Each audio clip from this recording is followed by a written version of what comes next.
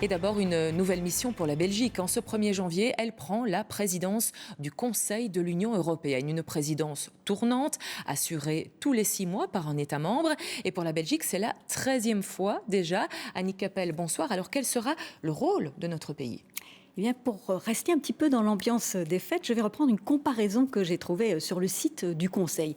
Assurer la présidence tournante, c'est un peu comme organiser un dîner chez vous. Vous devez vous assurer que les invités, qu'il y ait une espèce d'harmonie autour de la table, que les invités aient chacun la possibilité d'exprimer son point de vue. Mais évidemment, il faut qu'ils se quittent en bons termes et de préférence en partageant les mêmes objectifs. Eh bien, c'est exactement ça que la Belgique va devoir faire au cours des 6 mois qui viennent. Elle va jouer un rôle de facilitateur. Elle va essayer de faciliter des compromis entre les 27 sur toute une série de dossiers. Et une précision importante, la Belgique ne prend pas la présidence de l'Union, mais bien du Conseil de l'Union européenne. Oui, et ce Conseil de l'Union européenne, il est divisé en toute une série de domaines de compétences, la justice, l'environnement, l'emploi. Et donc, à chaque réunion, les 27 ministres compétents seront réunis sous la présidence de la Belgique. Et par exemple, le Conseil agriculture, eh bien, il sera présidé par notre ministre fédéral de l'agriculture, à savoir David Clarinval. Et il est question de plusieurs centaines de rendez-vous dans les 6 mois à venir. Oui, parce qu'à côté des réunions formelles, il y aura aussi des conseils informels, il y aura aussi toute une série de réunions préparatoires. Donc c'est énorme. Et d'ailleurs, ça fait plus d'1 an que la Belgique se prépare. Alors il y a quelques jours, nous avons eu l'occasion de filmer les tout derniers préparatifs. Et c'est ce que je vous propose de découvrir dans notre reportage. À côté du Petit Sablon, le Palais d'Egmont, un des points névralgiques de la présidence belge. Fin décembre, la tension est à son comble. Le backdrop est déjà là, parce qu'on a eu une répétition générale vendredi passé. Les derniers travaux se terminent, la salle des plénières ou encore l'immense salle de presse, tout a été aménagé aux couleurs de la présidence belge, car bientôt ça va défiler ici. Il y aura une centaine d'événements organisés ici pendant les 6 mois de la présidence, dont 14 conseils informels.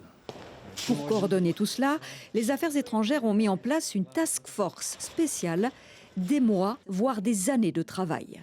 Depuis plusieurs années, je suis sur cette fonction spécifique. En fait, ça se traduit, dans mon cas, par des réunions et des réunions avec tout ce que la Belgique compte d'administratifs et de politiques qui s'occupent de la présidence, c'est-à-dire presque tout le monde, en fait.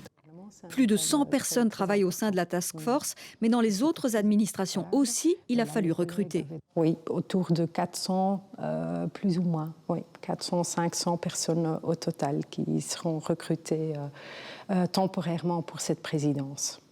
Au total, le fédéral a débloqué 100 millions d'euros pour cette présidence. De quoi soigner aussi les jardins du Palais. Ici, je pense qu'il faut mettre des plantes et tout, parce que ça doit être impeccable. C'est notre carte de visite pour le monde, donc ça doit être impeccable. À 60 km de Bruxelles, Namur Expo. C'est ici que se tiendra la première grande réunion des 27 consacrée à l'emploi et aux affaires sociales. Fin décembre, le ministre d'Hermagne inspectait les lieux avec l'organisateur de l'événement.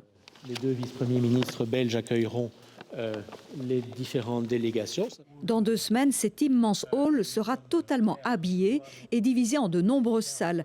Pour les ministres des 27, mais aussi les partenaires sociaux, on a vu très grand. C'est effectivement important pour la présidence belge et pour moi en tant que ministre du Travail de marquer cette présidence d'un gros coup et de faire en sorte que la dimension sociale de l'Europe soit demain beaucoup plus importante qu'elle ne l'est aujourd'hui. Au total, plus de 200 personnes participeront à l'événement. Donc le Saint des Saints, la salle du Conseil, où les différentes délégations vont prendre place ici autour de la table. L'objectif, c'était de pouvoir faire découvrir des parties ou de la Belgique que nos collègues ne connaissent pas. Et la volonté, c'était aussi de pouvoir montrer les richesses de la Belgique, de ses régions. Avec des retombées économiques évidentes, à lui seul, cet événement générera 500 nuitées dans les hôtels namurois. Voilà un reportage réalisé avec Benjamin Domry et Ludovic Deslandes. Annick, quelles seront les grandes priorités pour la Belgique ? Alors il faut savoir qu'il reste encore 150 textes législatifs à finaliser avant les élections européennes du début du mois de juin. Bien sûr, la Belgique ne pourra pas tout boucler et donc elle a fixé en effet une série de priorités. Alors on ne va pas toutes les énumérer, mais une des grandes priorités sera liée au pacte vert, donc les dossiers climat et environnement. Alors bien sûr, au cours de cette législature, on a déjà voté beaucoup de textes liés au pacte vert, mais il en reste beaucoup et non des moindres. Et donc ce sera chaud pour la Belgique, d'autant que le timing sera très serré avec cette échéance électorale début juin et des sondages qui annoncent une poussée des partis eurosceptiques. Et donc il y aura vraiment urgence pour la Belgique à aboutir sur ces dossiers avant les élections européennes.